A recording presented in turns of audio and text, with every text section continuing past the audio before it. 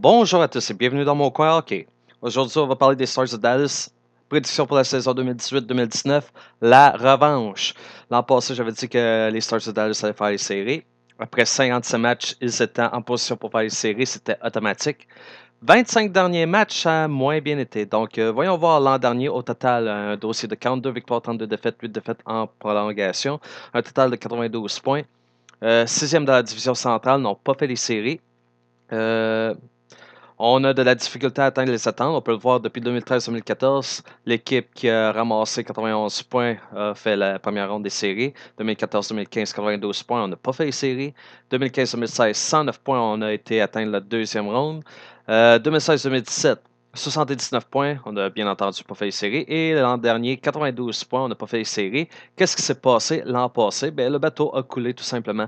Avec, comme je l'ai dit, 25 derniers matchs, un dossier de 9 victoires, 12 défaites, 4 défaites en prolongation. Ce n'est pas suffisant. Et c'est ce qui a vraiment coulé les Stars parce que à leurs 57 premiers matchs, l'équipe, c'était automatique qu'ils faisaient les séries. Puis après les 25 derniers matchs, ils n'étaient même pas capables de mettre 2 victoires en ligne. Puis on l'a vu, ils n'ont pas fait les séries. Puis ils ont raté les séries par seulement 3 points. Tout ça à cause des 25 derniers matchs. Aucun doute là-dessus. Ils avaient embauché Kenneth Hitchcock comme coach. On a vu les résultats. Kenneth Hitchcock, c'est une personne à caractère défensif.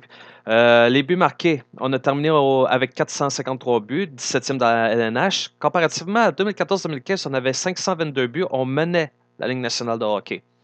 Les buts accordés, on est arrivé à 222, 6e dans la LNH, comparativement à 260 en 2016-2017. Seulement l'Avalanche avait fait pire lors de cette année, mais gardons en tête que l'équipe a accordé 10 buts et plus en avantage numérique lors des 3 dernières années avec un total de 36. Okay? Quand tu es en avantage numérique, tu dois marquer des buts. Tu n'accordes pas de buts. Et lors des 3 dernières années, les Stars accordent au moins 10 buts pendant que les Stars profitent d'un avantage numérique. C'est pas normal. Et finalement, Ken Hitchcock, à la fin de la saison, il est parti. On l'a mis à la porte. C'est un troisième coach en 3 ans pour les Stars. Wow. La solution derrière le banc pourrait être Jim Montgomery. Un nom que vous devriez être familier si vous êtes des vieux fans des Canadiens de Montréal. Pourquoi? Si vous vous souvenez, au milieu des années 90, Guy Carbonneau avait fait son doigt d'honneur. Peu de temps après, il a été échangé. Savard a dit Guy Carbonneau, il est propice aux blessures, c'est pour ça qu'on l'a échangé. Le joueur qu'on a Pardon. Le joueur qu'on a obtenu en retour de la part des Blues de Saint-Louis, c'était Jim Montgomery. Puis si vous connaissez pas Montgomery, si ça vous dit rien, ben c'est parce que Montgomery a rien fait à Montréal, tout comme Yann Ninima a rien fait à Montréal quand on a envoyé Mike Ribeiro à Dallas. Cependant, Montgomery prend place. Il a un style agressif. Il met l'emphase à l'attaque. Il a un style de coaching très moderne. On voit dans son résumé, il a gagné le trophée Clark en 2011 et 2013. Avait eu une fiche combinée de 118 victoires, 45 défaites, 21 défaites en sortant, avec Dubuque, si je le prononce très bien, dans la United States Hockey League. Plus récemment, en 2017, il a mené l'Université de Denver au championnat de la NCAA Division 1 et a remporté le Spencer Penrose, ça c'est le meilleur coach de l'année, avec une fiche en 5 saisons de 125 victoires, 57 défaites, 26 revers en sortant. Donc Jim Montgomery a un CV très très solide. La seule affaire qui lui manque, c'est de l'expérience dans la Ligue nationale de hockey. C'est la seule affaire qui manque. Changement durant l'entre-saison. Le retour de Valérie Nichushkin, si je prononce bien son nom. Nikushkin, je pense. Oui, Nikushkin, qui appartenait déjà à la Ligue nationale de hockey, mais a passé 2 dernières années en Russie. Il fait un retour. Il devrait faire un bon top 6. C'est quelqu'un qui, même s'il n'a pas la touche de finition pour marquer, il a un bon gabarit, il a un bon coup de patin. Puis sur un deuxième trio, c'est un gars qui est capable de prendre la place. On a aussi ajouté les joueurs Blake Comeau, Roman Polak, le légendaire, et Anton Khudobin, le gardien de but. Khudobin a une addition très importante. Roman Polak, ça je suis pas sûr parce qu'on a laissé partir Dana Hamuse. Il me semble que je prendrais Hamuse avant que je prendrais Polak, mais on verra bien. Les joueurs les mieux payés de l'organisation, on commence avec le capitaine Jamie Benn, suivi par Jason Spezza. Entre les branches, on entend dire que les Stars seraient ouverts à se débarrasser du contrat de Jason Spezza. Troisième rang, on a Alexander Radulov. Quatrième rang, le grand Tyler Seguin. qui est un très bon marqueur. Cinquième, le gardien Ben Bishop. Et à noter que Tyler Seguin doit renégocier son contrat parce que on s'attend à la fin de la saison qu'il négocie un contrat qui va lui permettre d'obtenir plus que Jamie Benn. Donc, tenez ça en tête et c'est une des raisons pourquoi on pourrait être ouvert à échanger Jason Spezza. La relève, à l'attaque, on a, je sais pas si on dit Roop ou Rupe Hintz, qui pourrait être prêt d'ici la saison prochaine. Même affaire avec Ty Dellandrea. Et on a l'attaquant Denis Gorianov. À la défense, Miro Heiskanen. Gardez ce nom en tête. Heiskanen, ça pourrait être le prochain Mikhail Sergachev. Et on a le gardien de but Jake Ottinger. Dans le cas de Heiskanen, on dit qu'il serait prêt dès cette année. Donc j'ai très hâte de le voir. Suite à la relève, on a le top 6 à l'attaque. On commence avec le capitaine Jamie Benn, bien entendu. Un joueur excellent si vous aimez les stats avancées, si vous aimez les pulls. Ce gars-là, il est physique, il marque, il joue très bien dans les deux sens de la patinoire, surtout dans les coins de la patinoire, je devrais dire. Et on le complimente avec l'excellent Tyler Seguin, qui, je pense, a marqué 40 buts. On va checker ça tout à l'heure. À l'aile droite, on a Alexander Radulov. On s'ennuie-tu de Radulov à Montréal, hein? Ensuite, on a Jason Spezza. Spezza a eu une mauvaise année l'an passé, mais je m'attends à ce qu'il reprenne du poil de la bête, surtout avec le retour de Valérie Nikuskin. J'ai de la misère avec son nom. Et pour compléter le top 6, je n'étais pas sûr, mais j'ai mis Matthias Janmark. Il pourrait y avoir d'autres joueurs, bien entendu, mais j'opte pour Janmark pour l'instant. Top 4 à la défensive, ça va commencer avec Essa Lindell et John Klingberg. Klingberg a eu une excellente saison l'an passé. Je m'attends à ce qu'il continue à pousser pour être un des défenseurs les plus efficaces de la Ligue nationale. On y va par la suite avec Mark Method et Miro Heiskanen. Heiskanen, le petit jeune de relève que j'ai mentionné un peu plus tôt, je le vois jouer dans un top 4. Finalement, les gardiens de but, on commence avec Ben Bishop. Ben Bishop, excellent gardien de but. Il est gros, il couvre les angles, il est difficile à battre.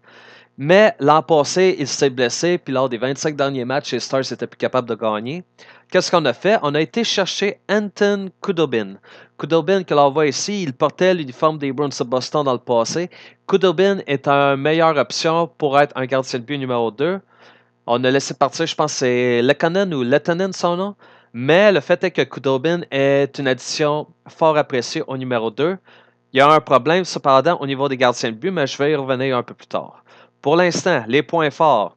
Les Stars peuvent compter sur l'une des meilleures lignes d'attaque avec un coach à caractère offensif et non défensif. Deuxième point, plusieurs bons morceaux en place. On l'a dit, Ben, Radulov, Seguin, c'est déjà trois bons joueurs à l'attaque. À la défensive, Heiskanen, un excellent défenseur. Linnell, on est bien entouré. Ben Bischoff comme numéro 1, ça paraît très très bien sur papier. Aussi, Heiskanen, j'en ai parlé, j'en parle encore une fois, un avenir très prometteur. À mon avis, c'est le prochain Mikhail Sergachev. Et Khudobin peut couvrir Bishop. Si Bishop devait se blesser, Khudobin va faire une meilleure job pour prendre la relève. Les points faibles, le système pas implanté de Jim Montgomery. Je ne sais pas combien de temps ça va prendre pour les Stars pour accepter le système, pour s'adapter au système, mais au moment présent, le système n'est pas implanté et ça pourrait vouloir dire que les Stars pourraient connaître un faible début de saison. Mais ça reste à voir.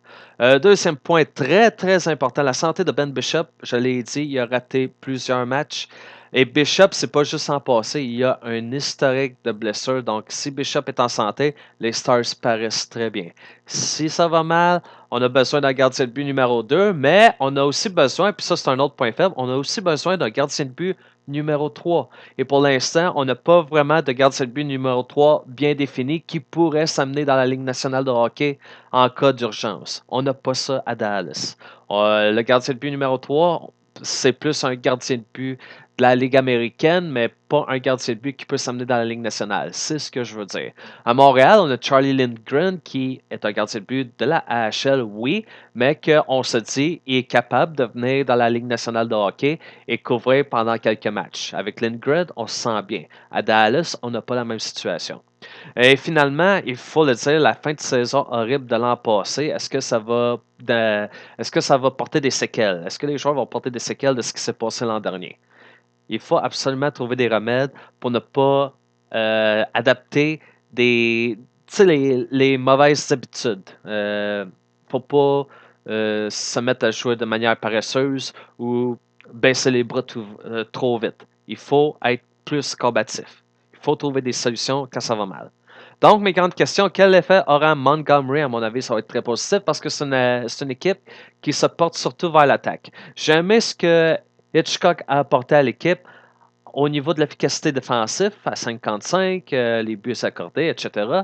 Mais c'est une équipe qui se spécialise à l'attaque. Montgomery est un coach qui se spécialise à l'attaque également. Numéro 2. Ont-ils assez de marqueurs outre les joueurs de premier trio?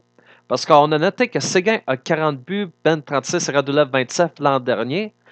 Ça donne un total de 44,5% des buts au total pour l'organisation. Donc, le deuxième trio, j'envoie une flèche à Spezza. Tu as eu une très mauvaise saison l'an passé. Est-ce que Spezza est capable de revenir en force? Et surtout avec Valérie, c'est quoi son nom? Valérie, attends une minute. Valérie Nikushkin. OK. Valérie Nikushkin qui est de retour, va-t-il permettre à Spezza de revenir en force lors de cette année et d'être capable d'être le joueur productif qu'on a eu l'habitude de voir dans le passé, surtout lorsqu'il était avec Ottawa. Bon, il ne sera pas dans son prime comme à Ottawa, mais il devrait rester un joueur efficace. Une autre question que j'aimerais poser, Miro Heiskanen, un défenseur prêt pour le Calder. Est-il prêt pour le Calder? J'ai l'impression que oui. De tout ce que j'entends, on ne fait que lancer des fleurs à ce défenseur-là. Je suis très excité de le voir en action. J'ai l'impression que s'il n'est pas le gagnant du Calder, il va figurer parmi les finalistes dans une saison où tout irait bien. Et finalement, Roman Polak, le légendaire Polak, peut-il prendre la place de Dan Hamhuis? Hamhuis qui a quitté l'organisation, il a été signé ailleurs. On l'a remplacé avec Roman Polak.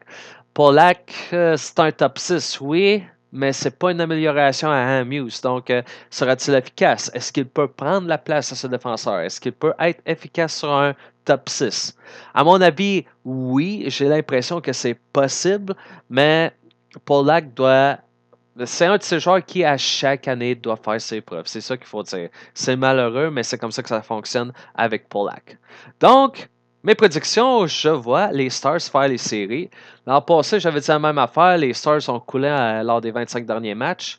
Cette année, j'ai confiance que l'équipe peut rester en santé, mais même si l'équipe n'est pas en santé, on a des morceaux qui sont capables de prendre plus de responsabilités. Kudobin, j'ai l'impression qu'il serait capable de tenir le fort si Bishop doit s'absenter pendant une certaine période de temps. Et pour ce qui est des séries, je sais que c'est une équipe de première ronde, mais vous allez voir que je suis très prudent quand je dis ça. Quand je regarde les Stars, c'est une équipe qui est tellement capable d'en faire plus.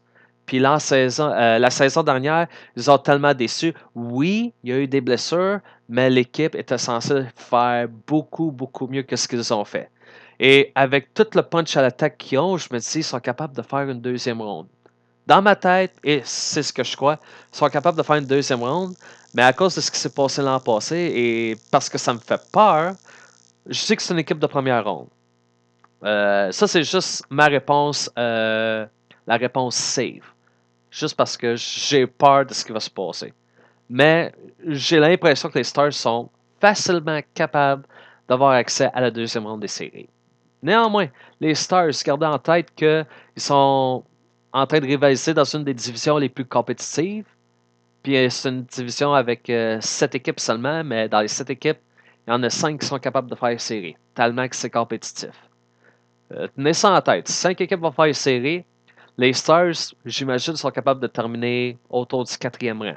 Si tout va bien, autour du 4e rang, facilement. Mais on va laisser ça là pour l'instant. J'ai dit ce que j'avais à dire. Laissez-moi des commentaires, dites-moi ce que vous en pensez et on s'en reparle un peu plus tard.